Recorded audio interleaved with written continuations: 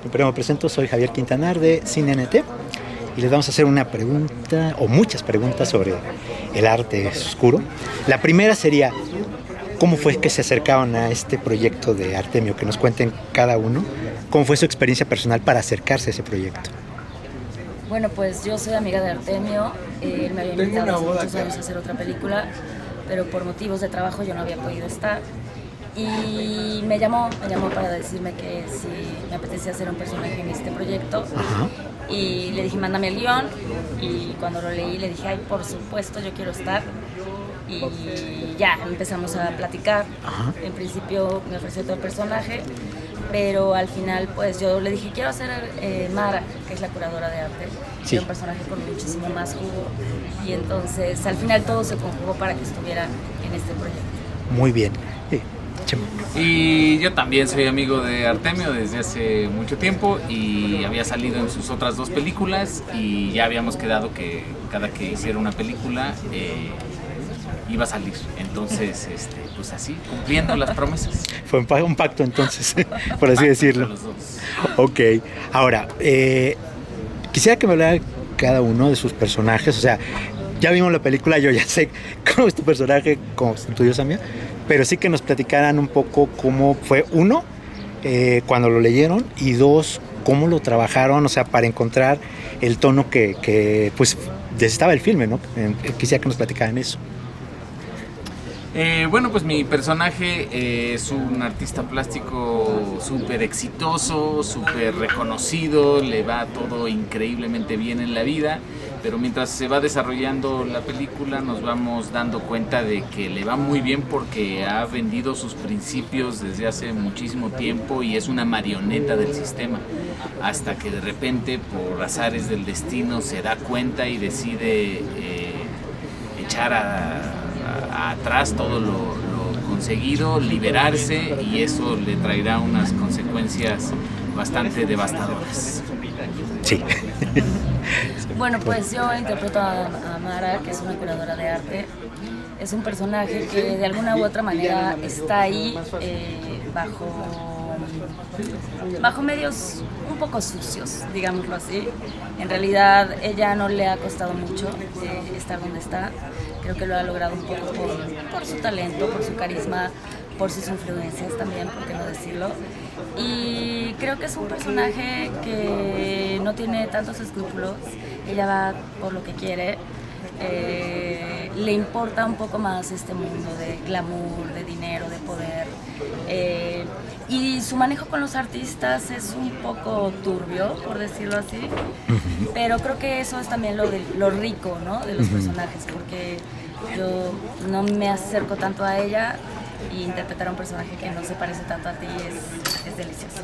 Ok, justo me lleva a la siguiente pregunta, ¿no? O sea, en tu caso, Chema, pues lo que mencionas, ¿no? Este personaje que de pronto va como en una escalada y tiene este último estallido que, pues como dices, termina trágicamente, y que además dentro de la película es una escena, un plano que dura más de 20 minutos, entonces ahorita quiero que nos platiques de eso, y también ahorita contigo, Samia, la otra escena donde pues viene el agarrón, literalmente un agarrón.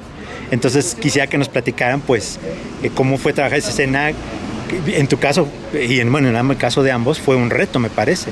Entonces quisiera que nos platicaran cada uno cómo fue trabajar esa escena en particular, las escenas que les menciono.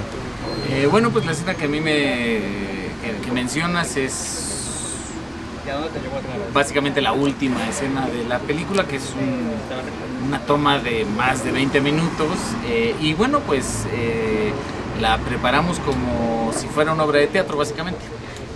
Básicamente hicimos una obrita de teatro y le puchamos rec a la cámara y nos dejamos ir con todo. Entonces fue muy disfrutable porque esta película es muy fresca en el sentido de que no es una película común y corriente, no es una película estándar, no es una película ortodoxa, se hace desde otro punto de partida a lo tradicional y a lo que estamos acostumbrados. Entonces de repente hacer un híbrido entre el teatro y el cine y la plástica, pues es un reto interesante.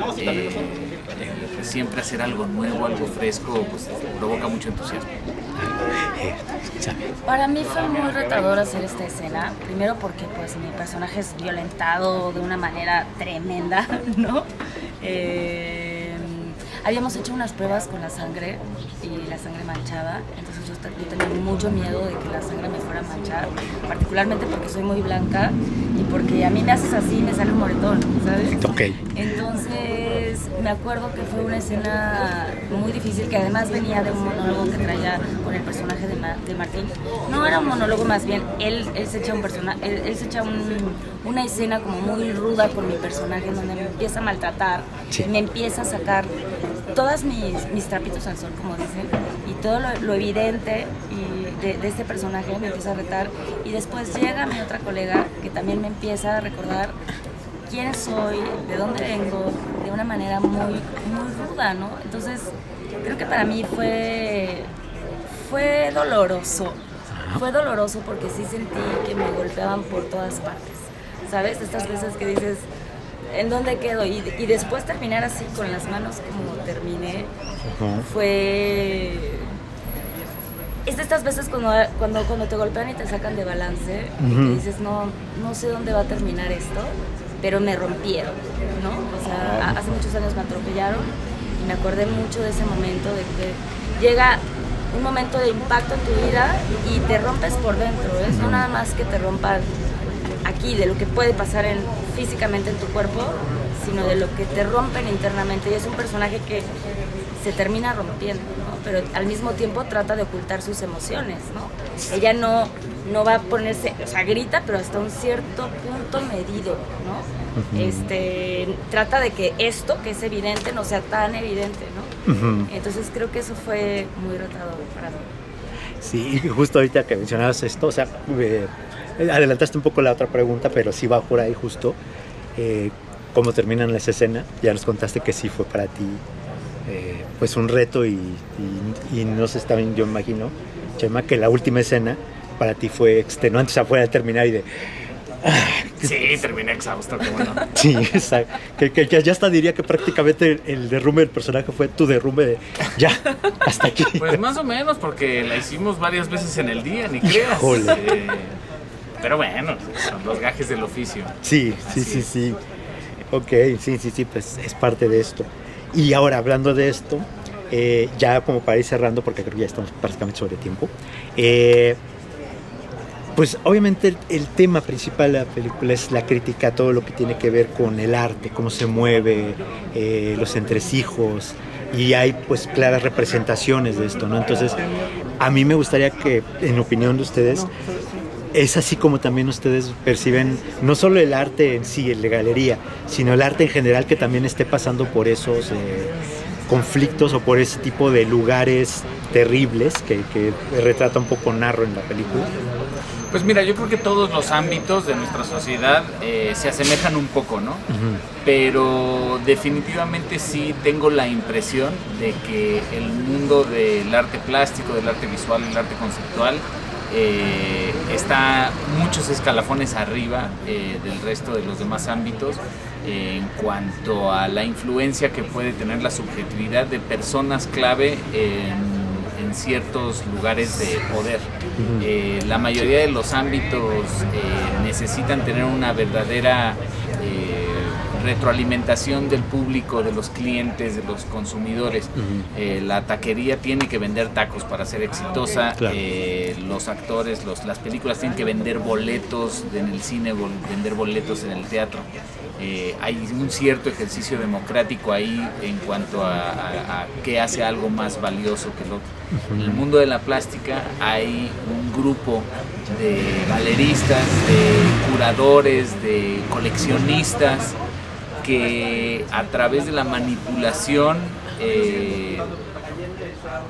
pueden decidir qué es exitoso, qué es valioso, y muchísimas veces reflejando sus propios intereses, justificándolo a través de un ejercicio de palabras, nada más, porque últimamente la cantidad de dinero que se maneja en las artes visuales, en la plástica, no tiene comparación con lo que se mueve en las otras artes. Ningún escritor, ningún director de cine, ningún músico jamás va a ganar tanto dinero como lo hacen los artistas plásticos. También no se nos olvide que en el arte, en la plástica, se materializa el valor del dinero en un cuadro que se puede heredar, que se puede utilizar para pedir créditos, que se puede justificar para no pagar impuestos, y no es de sorprendernos que los grandes ricos de este mundo inviertan su dinero en comprar obras y no en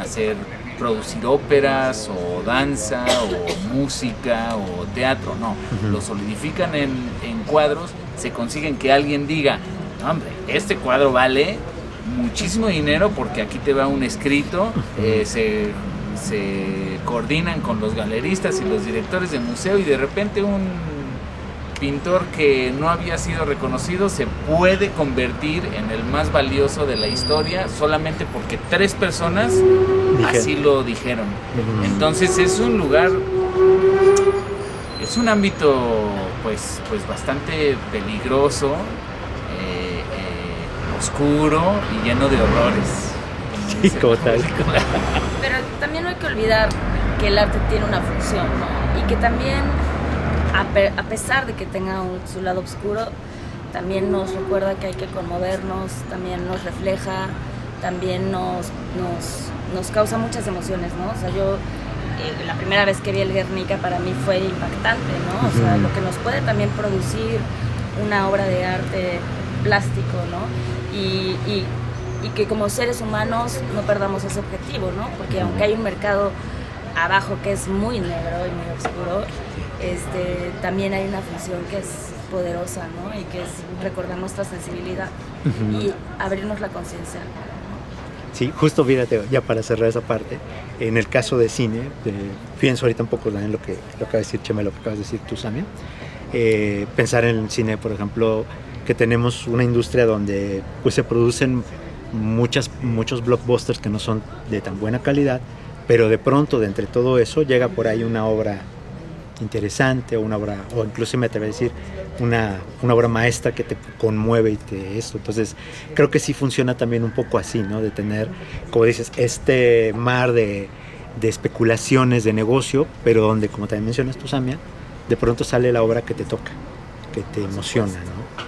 Entonces, y creo que nuestro mundo en general debería de estar dominado mucho menos por el ego, ¿no? Porque en realidad el mundo del arte y todos los sectores, ¿no? El mundo del fútbol, del arte, absolutamente en todas las escalas, el ego del ser humano es lo que siempre impera, ¿no? Y cuando trabajamos en un bien común, que es justamente recordar nuestra naturaleza, que estamos vivos, que venimos a este mundo de paso, que no nos vamos a llevar nada, y que además como artistas tenemos algo que decir, ¿no? Y que esa huella que dejemos siembre semillas de esperanza. Eso es lo que creo que es la función del artista, sembrar esas semillas de esperanza para que sea expansivo en las generaciones que vienen. Muy bien, pues creo que con esto terminamos. Muchas gracias. Les agradezco muchísimo su tiempo y sus respuestas, porque la verdad sí fueron bastante poderosas. Chido. Muchas verdades, de verdad. Gracias A ustedes.